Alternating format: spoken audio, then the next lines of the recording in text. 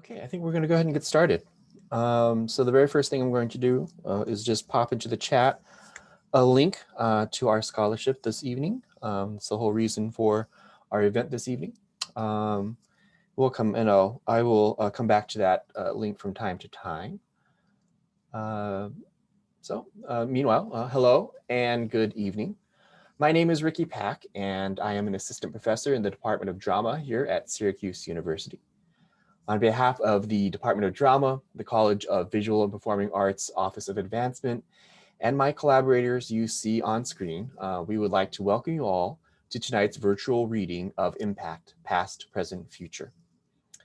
Before we begin, I would like to thank Elisa Keene and the committee for the VPA Creative and Research Grant, Kate Hansen from the Syracuse Office of Undergraduate Research and Creative Engagement, Tracy Tajbul and Mike Granis from the VPA Office of Advancement, Ralph Zito from the Department of Drama, and Erica Blust from the VPA Office of Communications for all their hard work and support behind the scene to make this reading and scholarship possible. So some housekeeping items before we begin. This evening's reading is best viewed with 3 Zoom windows across. So you might want to go ahead and stretch your screen to get that view right now. The reading itself will be about 35-40 minutes, and then we will have about 15 to 20 minutes of a Q&A after, which will be facilitated through the chat bar. So to access that chat, go ahead and click the chat icon on the bottom of your screen, and go ahead and enter any questions or comments you might have there. Also, we love and miss live theater so much, and the chat bar is the closest thing our performers have to the audience reaction throughout the evening. So please feel free to drop responses to anything you hear tonight in the chat bar as we go along. Thoughtful words and emoticons are welcome, but please no Bernie in a chair memes. We're all already tired of those. Feel free to unwrap cough drops or candy, whatever the heck you want. It's up to you to silence your phone if you want. And I have no idea where the restrooms or fire exits are, but hopefully you do since you're watching from your own home or office. The one positive thing about Zoom Theater is that you are your own house manager, so enforce whatever rules you want. So is everyone set? Because I can't see you, so I hope you are. Okay, but before we begin, we would like to acknowledge with respect the Onondaga Nation, firekeepers of the Haudenosaunee, the indigenous people on whose ancestral lands Syracuse University currently exists. We invite our audience to take a moment and use the link that I'm about to drop into the chat here.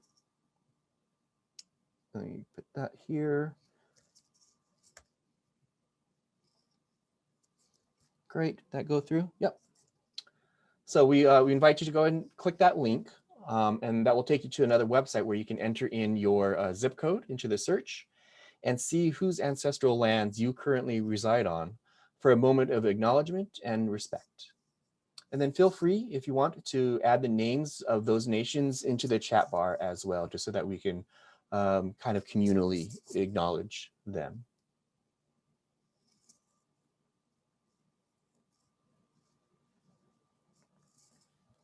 Great.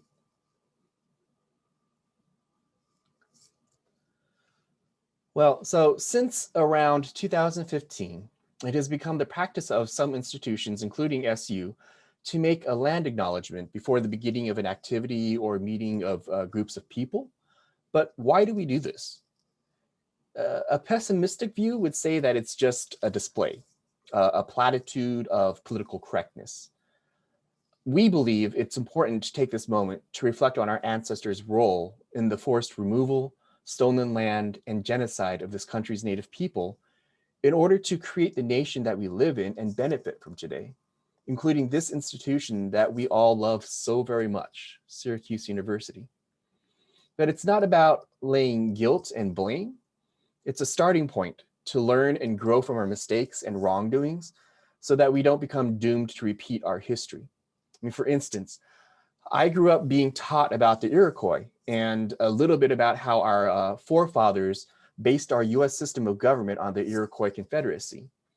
It wasn't until I moved to Syracuse just over a year ago that I learned that the Iroquois are actually the Haudenosaunee, and that the term Iroquois loosely translates to mean, depending on which origin story we believe, the real snakes, the terrible men, or simply the murderers. From the Onondaga Nation website, the Haudenosaunee is translated to the people of the Longhouse, which is an alliance of Native nations united for hundreds of years by law, traditions, beliefs, and cultural values. The Haudenosaunee consist of the Mohawk, Oneida, Onondaga, Cayuga, Seneca, and Tuscarora nations. Over 1,000 years ago, on the shores of the Onondaga Lake, in present-day central New York, democracy was born. The history of the Haudenosaunee is implicitly tied to the founding of Syracuse University, and I think it's important for us to understand that, but more on that later. For now, just a little bit about our process for creating the series of virtual readings.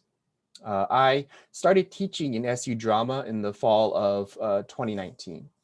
And as a tenure track assistant professor, one of my most important missions is to help recruit, retain, and advocate for students from underrepresented backgrounds in our program. The desire to increase the diversity in the student population is a cornerstone value, not only within the drama department, but throughout the greater Syracuse University community as a whole. However, a unique challenge for drama is that if we do not have a diverse population of students, it directly impacts our day-to-day curriculum. If an esteemed professor in the Department of Mathematics had a class that does not reflect the diversity of our country, they're still able to teach calculus. If our Introduction to Scene Study class does not reflect the diversity of our country, then we lose the ability to have students work on and see an all too important breadth of pieces by playwrights such as Susan Laurie Parks, Robert O'Hara, Dominique Morisseau, Chiara Allegria Hudis, Jeremy O'Harris, and Jackie Sibley's Drury. just to name a few. Just as important, we lose the ability to tell stories that are not traditionally told to the rest of the greater Syracuse community because we don't have the appropriate student population to cast from. This is further complicated by the fact that many students from underrepresented backgrounds receive initial acceptances and do not end up attending. Why should a student from an underrepresented background come to a school that does not teach material pertinent to their stories, nor put up shows that represent them? But how can we teach the material and put up the shows if we don't have the students to cast? It's the classic dilemma of the chicken and the egg. Impact, Past, Present, Future was born out of a desire to address one aspect of this complex issue, accessibility. Our students pay a lot of money to receive an outstanding education, and that price tag can be an insurmountable barrier for many students from underrepresented backgrounds. Through the generosity of the College of Visual and Performing Arts Creative and Research Grant and the Syracuse Office of Undergraduate Research and Creative Engagement, I was able to put together a small but talented group of SU Drama students and Syracuse community artists who spent the past year doing a deep dive into the history of Syracuse University as part of the celebration of SU's sesquicentennial 150th birthday. Please keep in mind that we are all actors and not academic research scientists, but we assure you that we did our best to verify that all the information we are presenting before you this evening is true, with very little artistic license taken. All this time and energy was focused for the purpose of creating a scholarship that would go towards incoming SU drama students from underrepresented backgrounds to help offset the costs of attending SU. And I'm happy to say that we were successful. Well, successful in establishing a scholarship.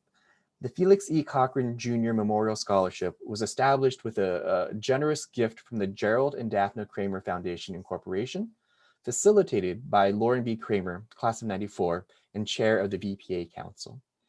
Felix was a beloved associate professor of theater design and technology in the department from 2002 to 2019 and was a fierce advocate for our diverse students.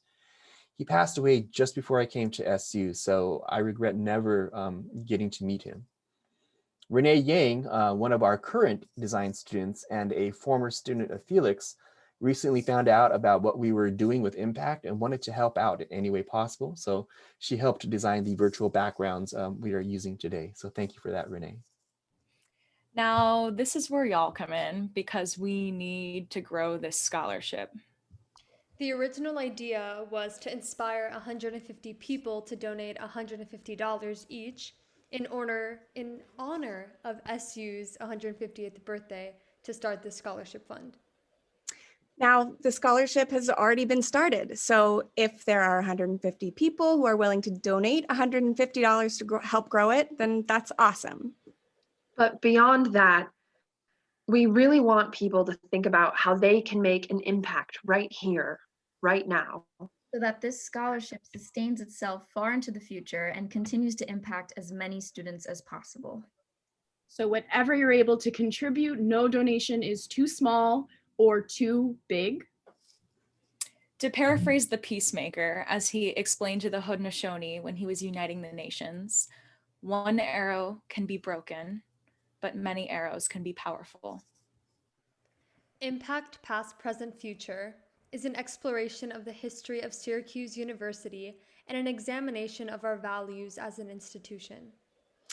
Each episode spans 40 years of university history, with tonight's episode looking at 1870 through 1910. It's a collage of short pieces based on true stories we found that interested us, angered us, made us laugh, and made us cry. We wanted to create work that both celebrates the university and compels us to do better. We hope that you enjoyed the presentation. If you do, please consider giving to the Felix E. Cochran Jr. Memorial Scholarship. If you don't like it, please consider giving to the Felix E. Cochran Jr. Memorial Scholarship anyway. Without further ado, Impact, Past, Present, Future, Episode 1.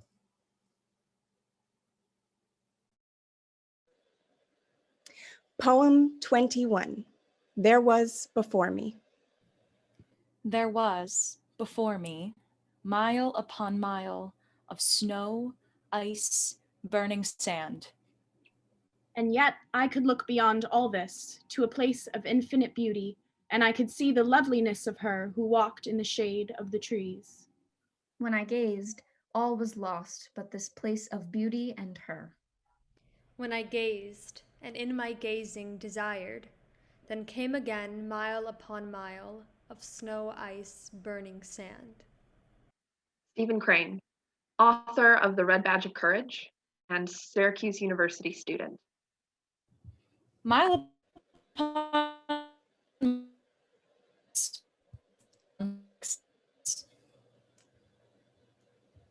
The founding! From the Dickinson College Archives. Jesse Truesdell Peck was an American bishop of the Methodist Episcopal Church and the first chairman of its board of trustees for Syracuse University. Peck came to Syracuse from Dickinson College in Carlisle, Pennsylvania, where he served as college president from 1848 through 1852. Peck met with some trouble, being unpopular with the Dickinson students and often finding himself the butt of student jokes and pranks. I locked Peck in a railroad boxcar.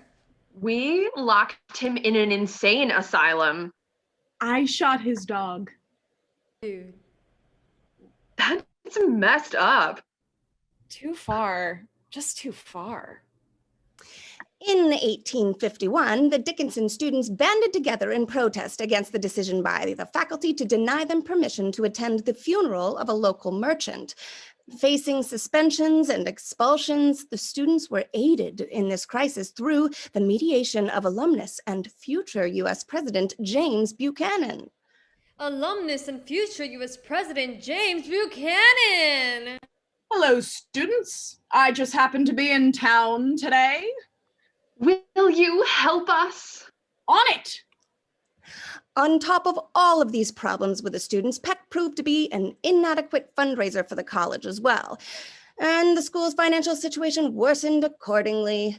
In June 1851, he announced his intention to leave the institution at the end of the following academic year, citing his belief that he was ill-suited to the tasks associated with the job. I am announcing my intention to leave the institution at the end of the following academic year.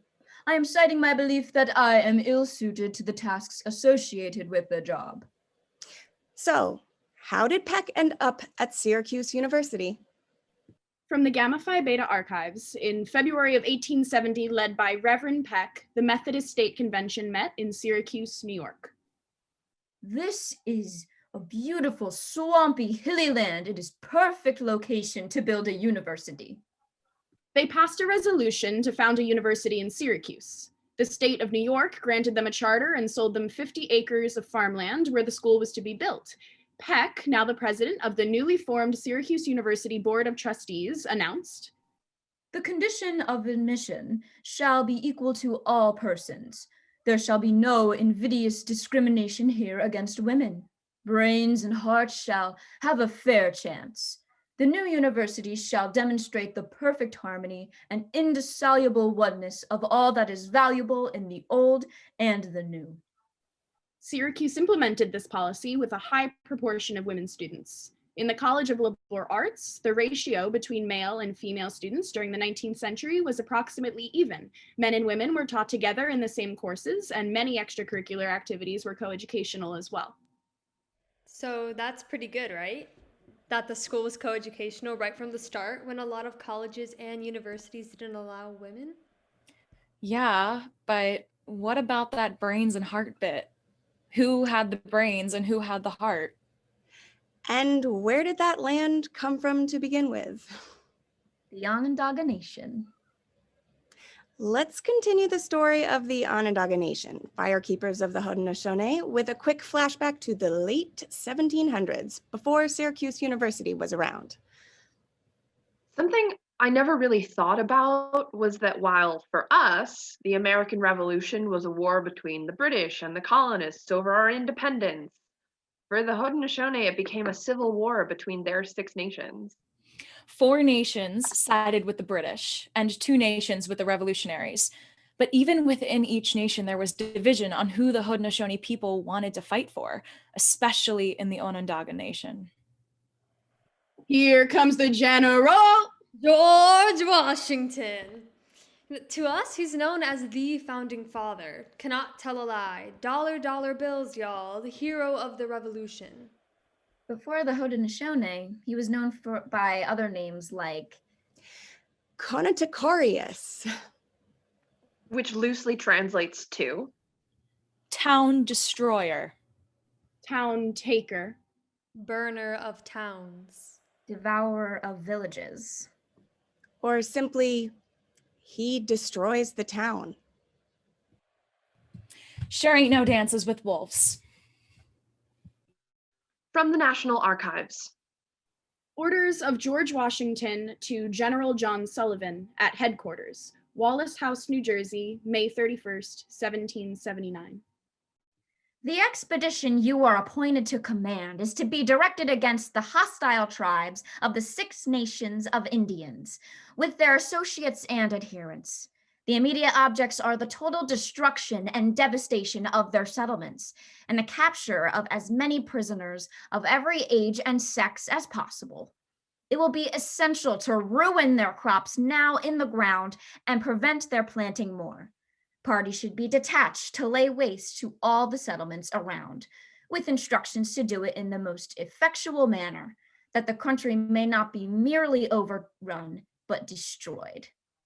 This became known as the Sullivan Expedition. The Haudenosaunee, especially the Onondaga Nation, was laid to waste. Men, women, and children murdered, and the land so badly scorched that it would take generations for the once rich farms and orchards to become fertile again. When the Americans finally won their war, they treated with the British in Paris. As part of the Treaty of Paris, the Americans demanded from the British the lands owned by the Haudenosaunee. The British gave them those lands, though the land wasn't theirs to give, and no Haudenosaunee representatives were present to bargain for their rights. And remember, not all nations of the Haudenosaunee sided with the British in the first place. So the United States of America took possession of all the Haudenosaunee land.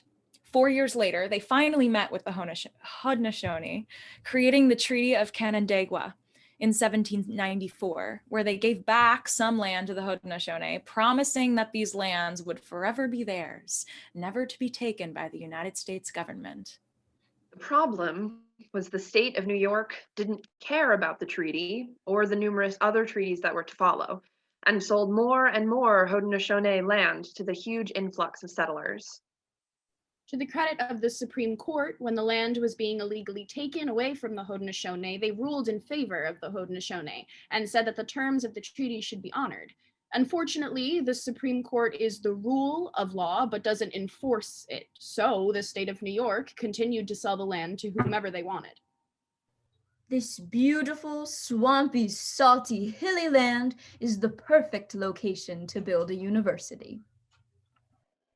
My mind is blown. Washington was supposed to be one of the good guys, you know? Cherry tree, I cannot tell a lie. History is written by the victors. One of the things we're going to see is how violence keeps coming up throughout the history of Syracuse University. I mean, never on the scale of what Conoticorius did to the Haudenosaunee. But other forms of violence. Sometimes physical. Sometimes mental. Sometimes emotional. And sometimes just weird. Like the graphophone riots. From Syracuse.com.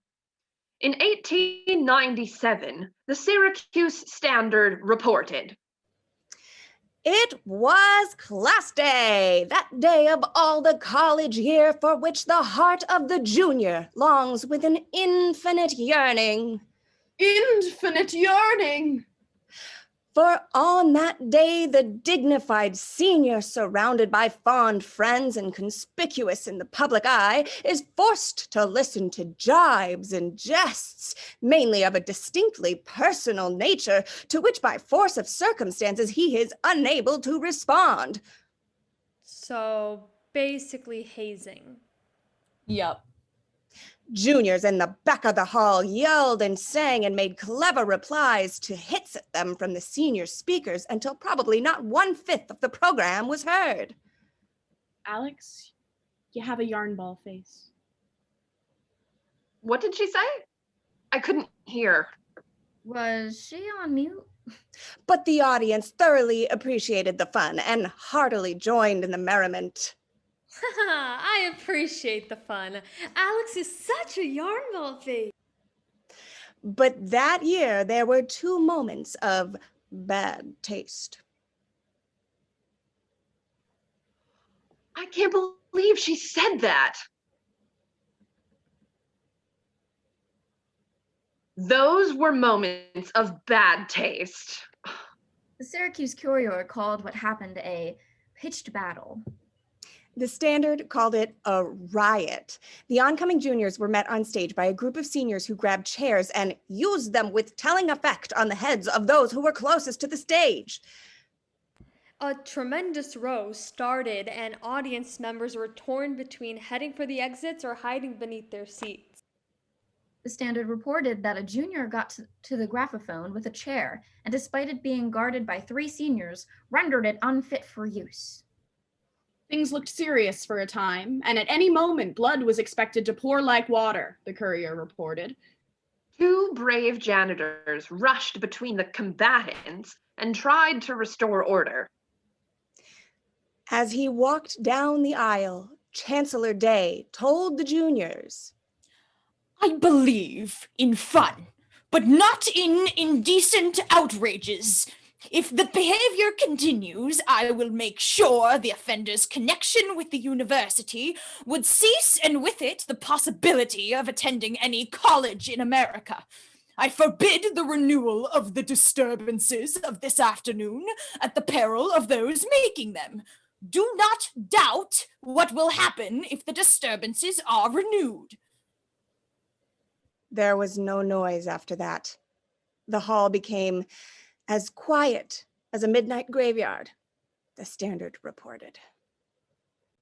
School spirit! Go Orange! A phrase we hear echoing from our first moments on campus, but Syracuse wasn't always home of the orange. From Syracuse.com, the school's first official colors in 1872 were pea green and rose pink. Talk about your fashion emergency. Students knew they weren't cool and changed them to pink and azure in 1873. That lasted through 1890 when alumni changed the official color to orange. A motion for orange and white was defeated.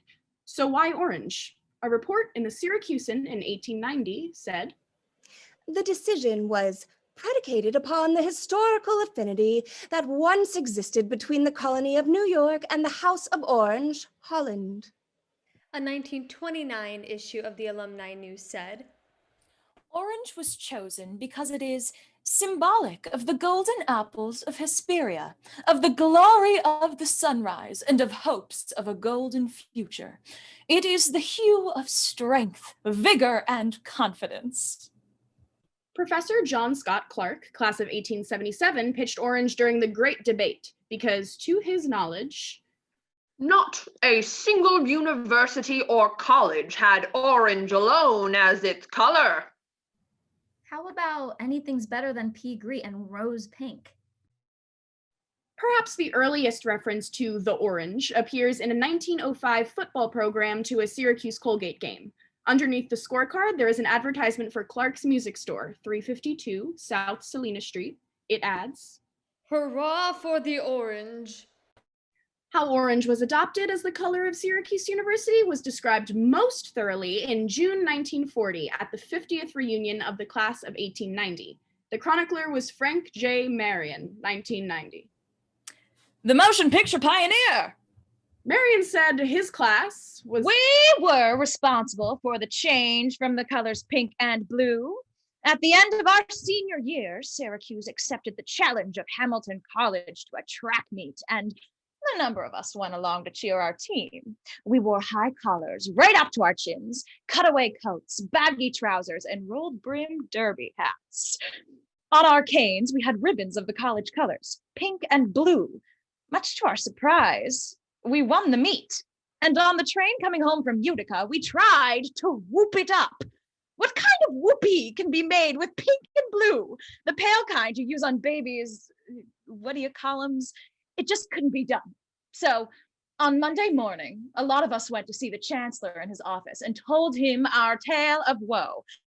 Chancellor Sims was a kindly old gentleman, a real father to us all, and he was very sympathetic. He agreed that pink and blue were not very suitable colors. I agree that pink and blue are not very suitable colors. I recall that we seniors had a sneaking idea that we might put over the class colors. Orange and olive green. Professor Clark consulted Baird's manual, then the authority on college matters, to see what combinations of orange had already been taken. Orange and blue were the most popular, but orange alone apparently was not claimed by any school and was Syracuse's for the taking. Mrs. William Nottingham, class of 1880, was a member of the alumni committee that recommended the move to orange. In a 1939 book on Syracuse football by Arthur L. Evans, Mrs. Nottingham said, "Since that time, orange and orange alone has been the color of Syracuse University, and long may she wave, just orange." Song of Syracuse, written in 1893 by Junius W. Stevens, class of 1895. Where the vale of Onondaga meets the eastern sky, Proudly stands our alma mater on her hilltop high. flag we love, orange, float for aye, old Syracuse o'er thee. May thy sons be leal and loyal to thy memory. but only the sons? So much for no invidious discrimination here against women. From the Daily Orange, October 17th, 1903. Special supplement, Lineups of today's game, Syracuse songs, old and new. Yells of all the colleges. First up, Liberal Arts College. SU, SU, Rah, rah, rah, rah. SU, SU. Rah, rah, rah, rah. Hoorah, hoorah. Syracuse, Syracuse. Rah, rah, rah. Okay, that was pretty basic. Applied Science. Engineers. Rah, rah, rah. Engineers. Rah, rah, rah. Engineers. Rah, rah, rah. I like the specificity of that, but could use a little more imagination. Architecture. Syracuse, Syracuse, Syracuse. Rah, rah, rah, rah. Architecture. Rah, rah, rah, rah, rah. Yeah, I love the slow build and enthusiasm. Law College. Agency contracts, bills, and notes. Equity, pleading, sales, and torts. Domestic relations, rah, rah, rah. Syracuse Varsity College of Law. Now we're getting somewhere. Medical College. Dica Dean, Dica Feta, Dica Fum. Beba. Boba, Beba. boba. Dica Dean, Dica Feta, Dica Fum. Syracuse Medics, zip, rah, boom. Now that's what I'm talking about. Go Orange! The Salt Wars. From Syracuse.com. Today, the word rush evokes scenes of sorority girls and frat boys roaming around campus in groups talking about bids and Greek letters. In the 1900s, it meant something very different. In the late 1800s, sophomores sprinkled salt on the chapel benches where the new students sat to take the freshness out of the first-year men. This eventually evolved into sophomores throwing handfuls of salt at freshmen and then grinding the seasoning into their hair or simply thumping freshmen with bags of salt. During what became known as the Salt Rush, gangs of sophomore students, always male, defended Cross College Hill from charging freshman students, again, always male, as thousands of spectators watched.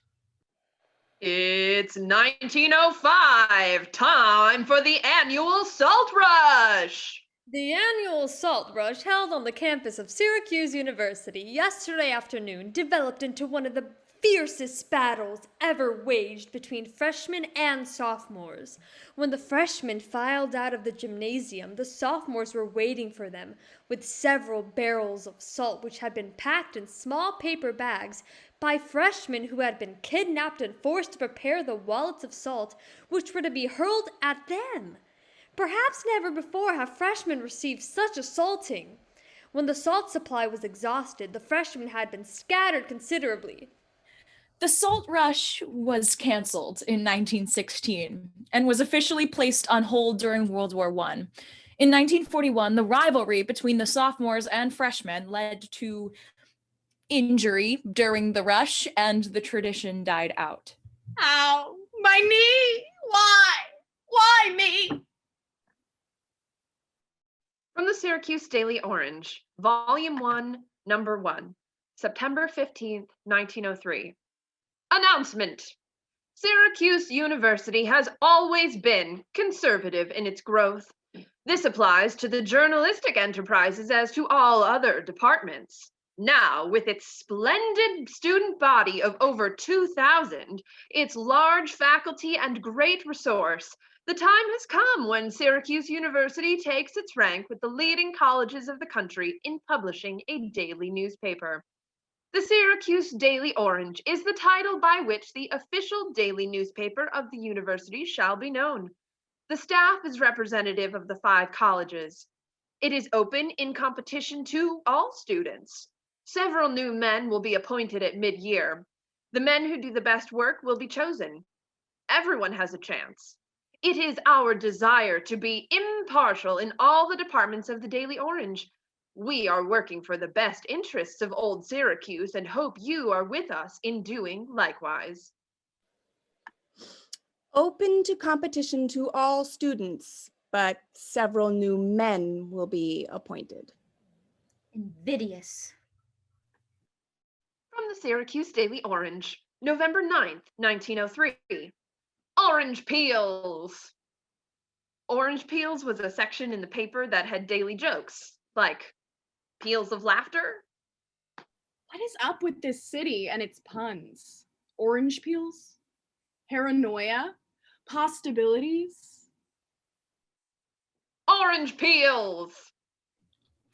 Walking over the campus last Sunday, Chancellor Day came upon a crowd of small boys who were playing football. Boys, do you know what day this is? He asked. Yes, sir. Replied one. It's Chancellor Day of the Syracuse University. Madame. From the Syracuse Daily Orange, November 10th, 1903. Statement from the Chancellor. Editor of Daily Orange, your statement of a Sunday incident on the campus in which the Chancellor was a participant is a figment of the imagination without any warrant in fact whatever. Such a thing never happened, neither was there anything to suggest it. The Chancellor did not speak to boys playing football. His story had its origin in New Haven, Connecticut, about 100 years ago, and has been repeated by the newspapers periodically ever since it was first given out. Your item has several faults. First, it's not true. Second, it robs the New Haven youth of the originality of his impertinence. And third, it is too old and musty for college journalistic enterprise. November 9th, 1903, J.R. Day. I guess not. Having a sense of humor has always been a job qualification of chancellors. And now for our final story, the story of Sarah Logan Fraser. A truly remarkable person with a strong desire to help others, Sarah Logan Fraser was a pioneer in the field of medicine and an inspiration to women and people of color everywhere. Fraser graduated from Syracuse University's School of Medicine, making her the first African-American woman to graduate from a co-ed medical school, going on to become the first female physician in the Dominican Republic and only the fourth female African-American doctor in the United States.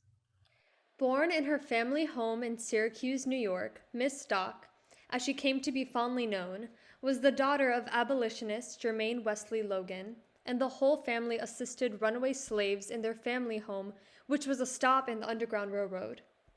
This is where Sarah first experienced tending to wounds and treating illness of those escaping slavery, and resolved to study medicine after helplessly witnessing a boy trapped under a wagon and vowing never to be in that position again.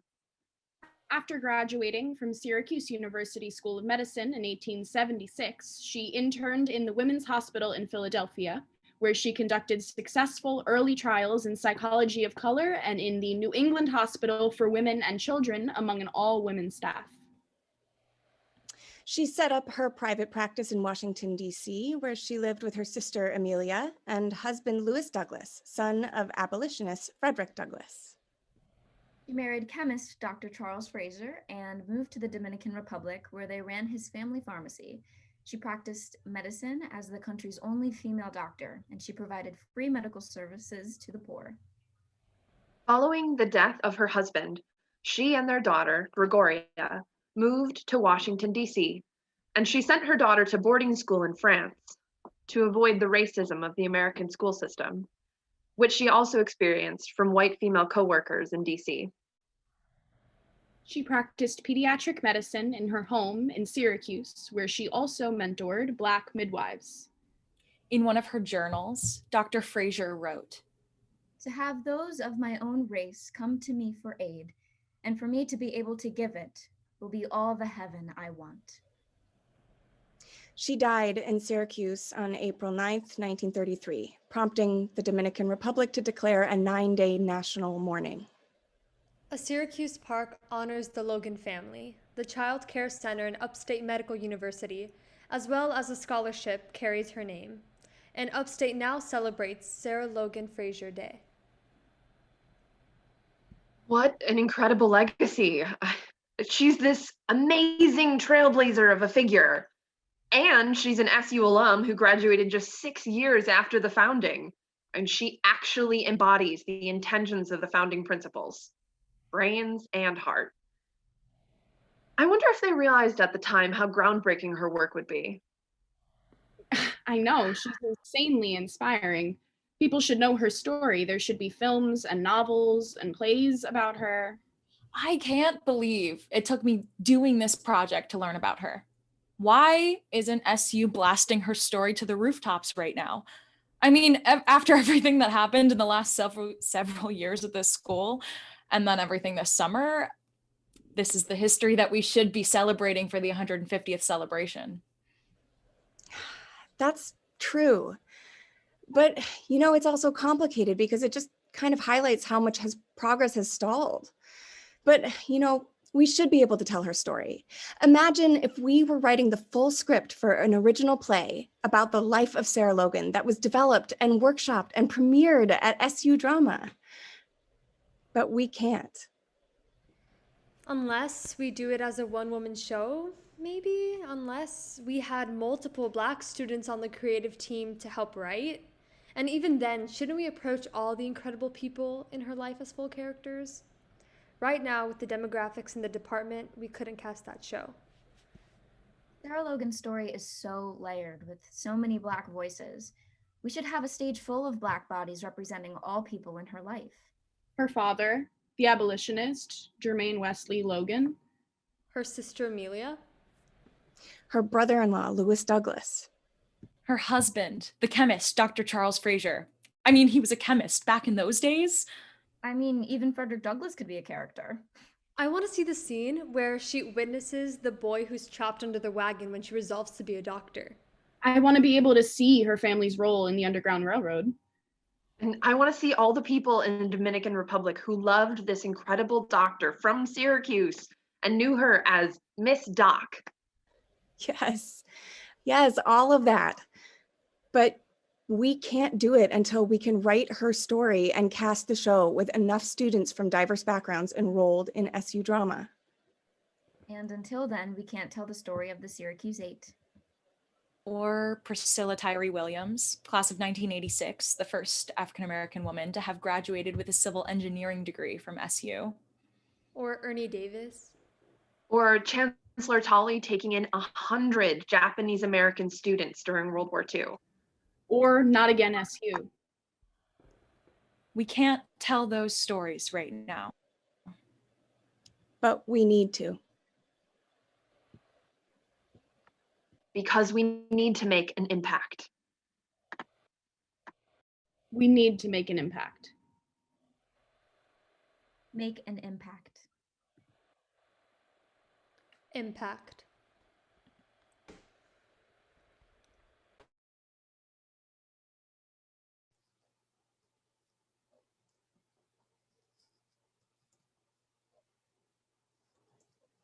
Great.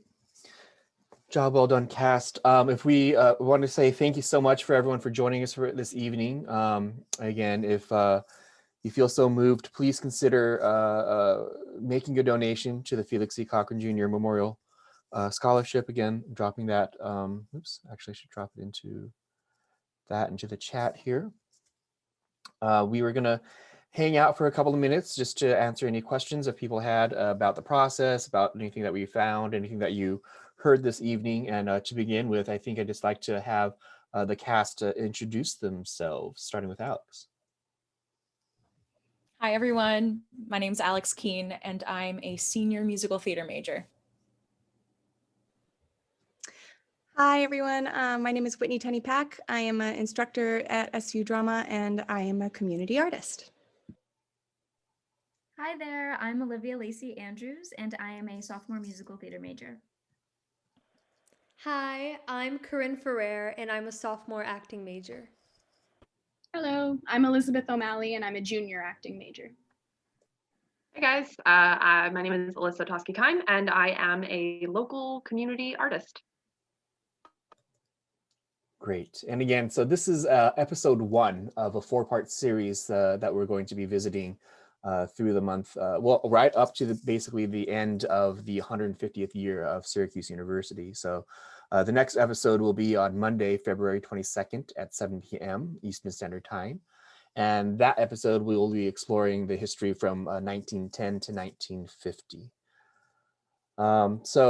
If any of the attendees have any questions, any curiosities, anything that resonated with them, anything that they just have questions about, go ahead and drop that into the chat, and we'll do our best to answer.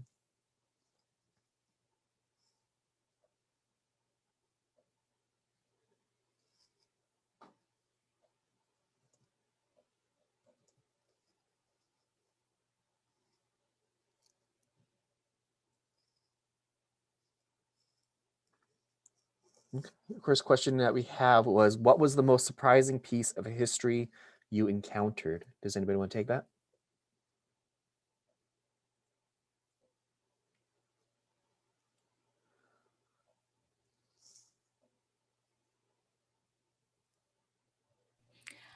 I can start. One of the first like insane stories we found, I mean, a lot of them ended up in this staged reading, but we found information on the salt rush at Syracuse pretty early on in our research. We were like, students collected salt and chucked it at each other, and that's what they did for fun. It was Cool. It was a lot. Cool traditions.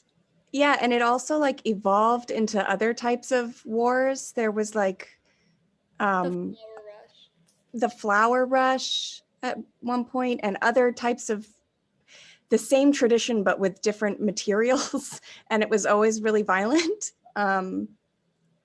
So yeah, that was just one of the early things that we found out. And also with that, there's a specific line that we kept that was like, always male, again, always male. And we didn't write that in. It was actually like that in one of the sources, which I thought was really interesting. Yeah, I'll just throw out there that about 90% of the words you heard tonight are verbatim from sources that we found, newspaper articles, books, journal entries, historical documents, et cetera, et cetera. 10% is us just kind of connecting and weaving things together. But the overwhelming majority is word for word what we found in our research. And I missed that first question, I think, from Julie, asking where did we do our research to find out all this info.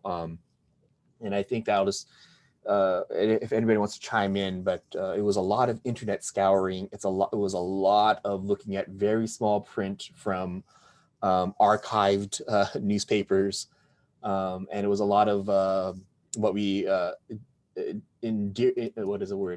endearingly said are called falling down rabbit holes.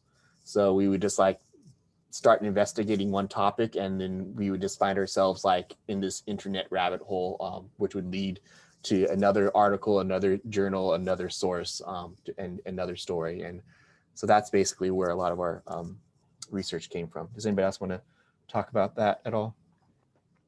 I guess to kind of like answer both questions, a lot of what I was looking at were the Daily Orange archives, and I was surprised to learn that the Daily Orange, which I had always thought of just like an independent publication, used to be an official publication that the school published, which we'll might address later in the series as when that changed. But so the Daily Orange archives. The Daily Orange archives were also great because the characters were already there, and a lot of the letters to editors and things we found, there wasn't much you needed to put on these people. They were full-fledged characters in their time already. Exactly.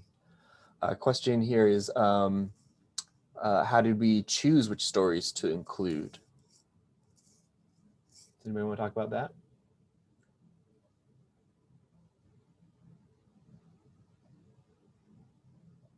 Yeah, go for it, Alex. We talked a lot about what the goal of these staged readings was. And so it was really interesting to go down rabbit holes of all these different stories. And we started thinking about them as if we were going to be actually telling this story with students in SU drama. And so in our heads, it kind of separated out into like, okay, these are stories we could actually tell. And these are stories we can't tell, but we want to tell because we want to, if we're going to be telling the full history of Syracuse University, you don't want to omit things because it wouldn't give you the full picture. But we knew we wanted to include the Onondaga Nation. And we knew we wanted to include some of like the really obscure history we found, like the funny stuff with like the salt rush. And then we wanted to like highlight some of the things that we'd never heard of, like Sarah Logan Fraser, who graduated 6 years after the university was founded. And that was very surprising to us, but we wanted to make sure we included her as well. I don't know if anyone wants to speak more on that. Go for it, Corinne. Yeah, I kind of feel early on we just found a bunch of material regarding Syracuse or Syracuse the city or the university, and then after finding all this information, we're like, what do we do with it? So we started putting it into sectors, I feel. And I feel like that was probably one of the most helpful parts. So an example would be like stories we can tell because of demographics or not, and then stories we can't tell. And I feel like that was like really helpful in like finding things to put in this episode, especially with the time period and like why. So like we can't tell the story and like why is that? And I feel that helped. Yeah, I think maybe the simple answer is really it just came down to what tickled our fancy, what resonated with us, what really made us go, whoa, or really, like I said in the beginning, what made us angry or what made us sad or what made us laugh. And a lot of that ended up being in the show. I think that for me, as I guess the director of the project, a thing that I really wanted to examine and look at is this idea of how institutions, not limited to just Syracuse University, but just institutions, cultures, societies, groups of people, in and of itself, we invariably have really great, lofty ideals, and I think it's interesting to see how we set up these ideas and we try to attain them, and then a lot of times we're not successful. And I think for me, it's interesting to look at that and not try to sweep any of that under the rug, and instead to bring it out to discuss. So that, like I said in the very, very beginning, so that we can just learn from our mistakes, learn from the things that we're getting wrong, to figure out what we can do to make things right now. And I think that was a big through line for me in gathering and putting together the different stories that we were all researching and finding. Let's see. I'm trying to see if there's another question. How long did it take to conceive the project? Much longer than we originally planned. And because of the pandemic and everything, that obviously, everyone had to shift and figure out how to do things differently. We had a whole different idea of what this was going to look like, as far as like a live reading. It was going to be in New York City and here at Syracuse. But I don't know, I think that this project in and of itself is a great example of how things tend to work out the way that they're supposed to work out. Initially, when I received this VPA Research and Creative Grant, my idea was to use this as a platform to start fundraising to create a scholarship, ideally having 150 donors donate $150 in order to raise $22,500 as a start for like a grant, or as a start for a scholarship, to help our underrepresented students. And I think honestly, because of the delay caused by the pandemic, word started to spread, and word got out until eventually we found someone who was willing to donate $25,000 right off the bat, just to start the scholarship in and of itself. And so now what we're trying to do is use this opportunity to increase the power that this scholarship might have. And what I would love to see happen is for us to basically double that initial donation this year, and then keep coming back to the scholarship and just trying to keep to double it every single year. So that way we can have a really healthy, fully endowed scholarship that can go out and really make a strong impact on not just the life of one student, but several students, and from underrepresented backgrounds. And so I think that it really goes to show that sometimes life doesn't go how we plan it to be, but that can be an okay thing. Let's see, I think maybe we'll see if there's one last question in here. And I think that panelists, you guys can look at these questions too. Is there anything that's,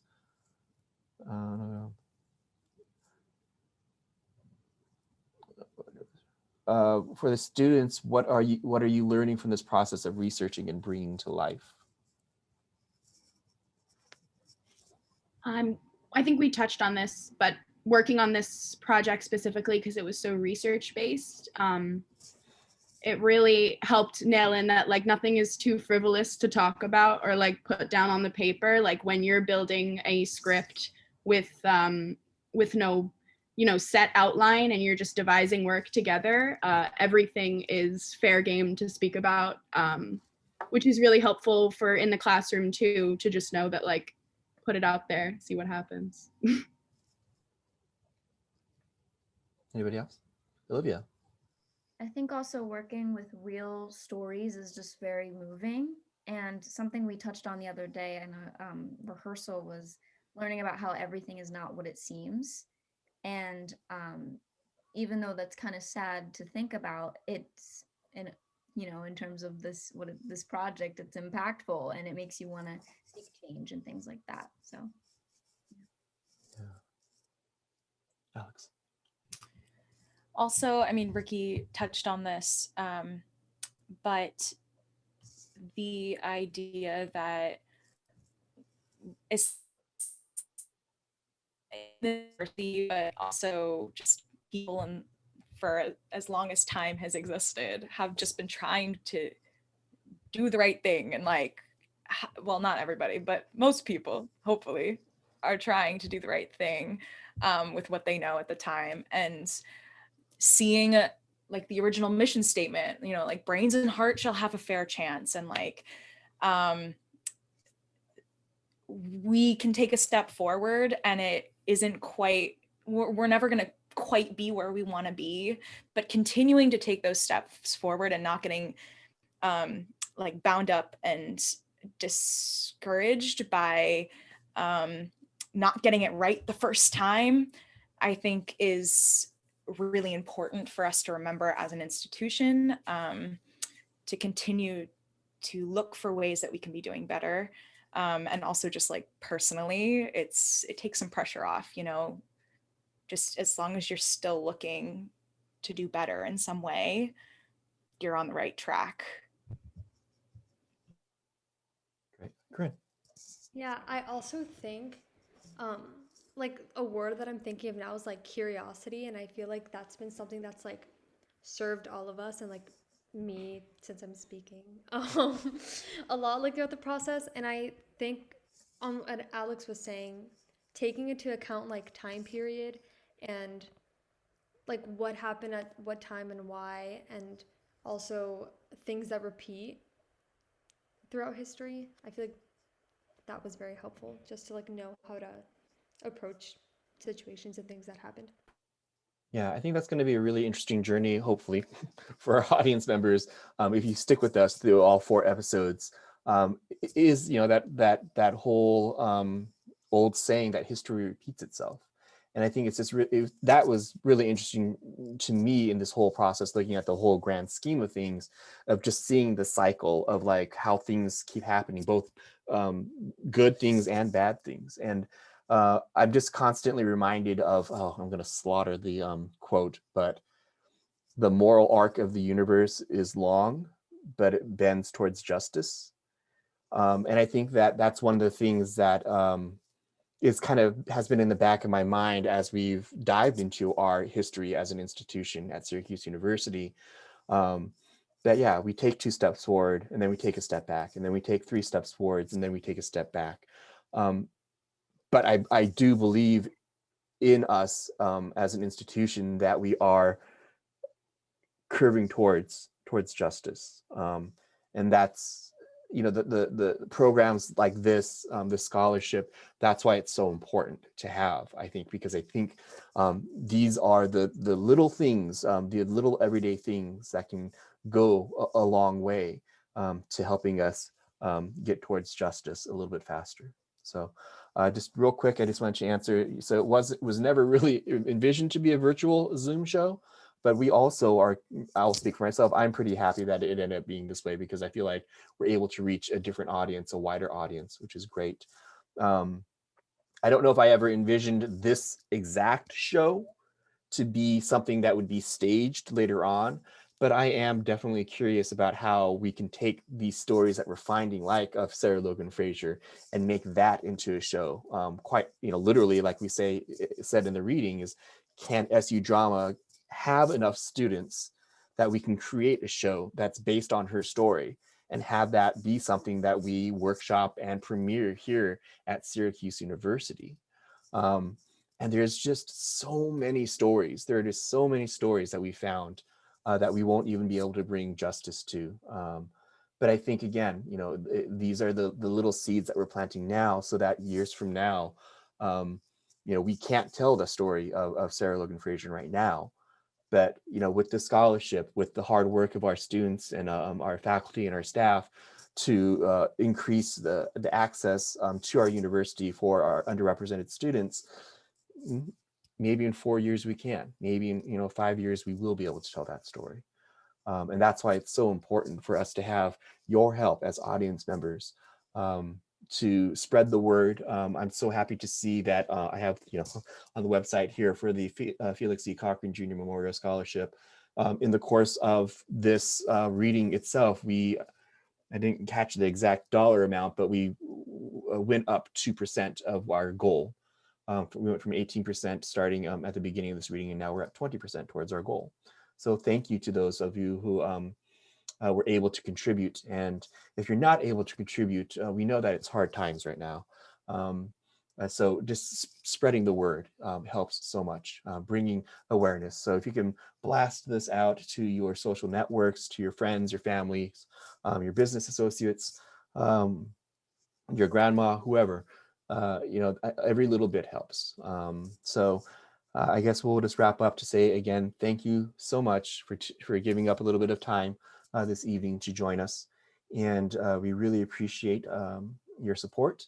And please tune in on February 22nd to episode 2. Thank you.